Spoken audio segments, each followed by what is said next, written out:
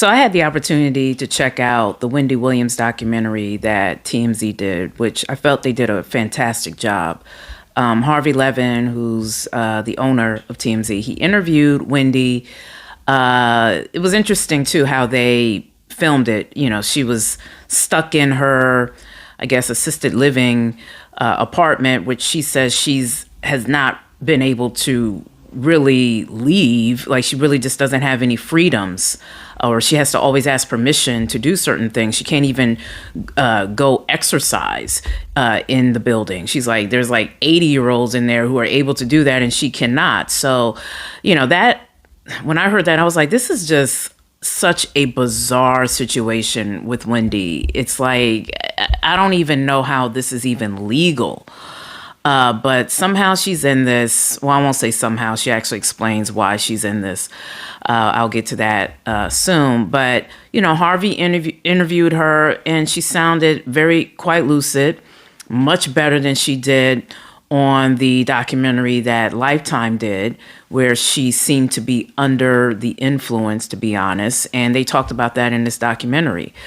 Some of her friends, her niece, were interviewed for this documentary, and they admitted that yes, she had perhaps a substance abuse issue, or you know, she was addicted to alcohol during that time, as you could see. In fact, one of her friends even said, you know, Wendy came to her restaurant and they had to have her leave. You know, they packed her food, but you know, she wanted to drink. They wouldn't allow her to.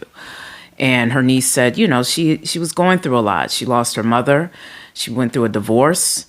You know, her show was ending. There was just a lot going on that I guess just was affecting her emotionally. And she just didn't know how to deal with that. And some of you may not realize, I know Wendy has spoken about it in the past, but she's had prior addiction issues. So in many ways, this perhaps was a relapse. But what they spoke to an expert on, or in the documentary, and this expert, after Harvey asked her, she said, yeah, people can have alcohol dementia, meaning, you know, because she was addicted to alcohol, that may actually create at least symptoms similar to dementia, or maybe it even causes dementia. So in her opinion, that's more of what Wendy may have. You know, of course, she hasn't been examined by this doctor, but that's what she says could possibly be what it is. Whereas a judge made the opinion or the assumption that Wendy suffered from what Bruce Willis is currently suffering from, which is frontotemporal dementia, which is much more serious, can affect your speaking and all kinds of things. And, you know, just a serious form of dementia where she would be in many ways incapacitated, which is what folks were claiming she was. But as we saw in the documentary, that's far from the truth. Because even the judge mentioned how she kept repeating herself, saying, you know what I'm saying, you know what I'm saying. But in the documentary, they made it a point that that's just something that Wendy says and has been saying for many years. Now, to be fair, she does say it quite a bit. And again, that just may be just an example of her still having some impact from her being an alcoholic.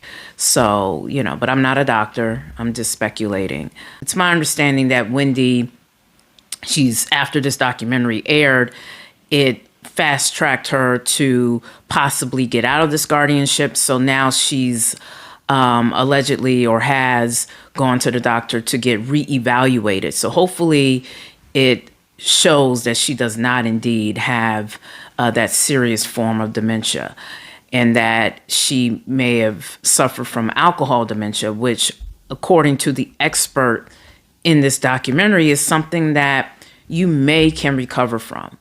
And based off of what I heard with Wendy talking to Harvey Levin, she sounds like she's recovering Is she 100%? Not in my opinion.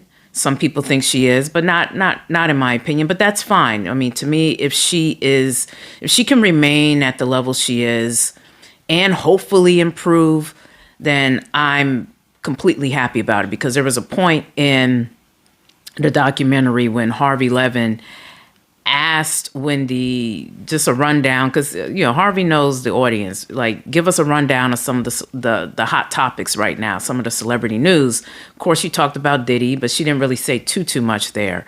She just said, he's done. He's going to jail or staying in jail. But she cracked me up when she talked about J-Lo and Ben Affleck. So that to me was the old Wendy that we love and miss. But the big part of the documentary that has gone viral is that Wendy admitted that her son mismanaged her finances, and that may be the actual reason why she is currently under this guardianship. And she said, her son pretty much broke her heart, but she loves her son. She emphasized that her son is a good kid. But, he messed up with this because apparently he may have spent or asked or tried to get $100,000 out of her account to get a boat for a particular party or whatever. So, but I'll just say this, I don't think we should attack little Kev for this activity, but so much. I mean, I would just have to assume at that point he was maybe in his early 20s. Look, kids in their early 20s make mistakes all the time. And Wendy has a lot of money. He's used to her having a lot of money. I'm sure he has had access in the past. And look, at that level, the mistakes he makes, similar to what kids maybe at a lower level may make, but just because it's at such a high level, his mistake can cause perhaps bigger issues, versus, I took my mom's car and got into an accident and now I owe money or whatever. His is just at a higher level because he was taking $100,000 and it tipped off Wells Fargo. Wendy's a public figure, also was dealing with her alcoholism. It was just a whole spiral effect. It just went completely left on her. But I'm glad that she is fighting to gain back some independence. And I agree with Harvey that if she does get her independence back, she absolutely needs to continue to be monitored and have a sober coach, and just ensure that she remains at least where she is. But I'm pulling for Wendy. I think that where she is, she could still possibly be in the business and do a podcast, perhaps with a co-host. But like I said, her rundown of the hot topics was still good to me, particularly when she talked about J-Lo. So she still has it in her if she wants to do it. She may just want to relax and just spend time with family. But as long as she is under the proper care and her finances are protected properly, and that there are, firewalls put up to ensure that she, just remains solvent, then I think she's good. And we're praying for you, Wendy. It's good to see you heading back to your old self. It's my understanding she was able, because during the documentary, she talked about how she may not have been able to go see her father for his, I believe, 94th or, upper 90s birthday. But it's my understanding she's been able to do that. So she's currently, I believe, in Miami for his birthday. So that's good news. So Wendy, she still has it. She still knows this business. I would not doubt if she helped orchestrate these interviews to really put pressure on these courts to get her out of this guardianship. So bravo to you, Wendy. Bravo to her family, particularly her niece. And with Lil Kev, I'm pretty sure he's learned his lesson. He's a growing young man, and he'll be good as long as he stays focused and, quite frankly, works to make his own money.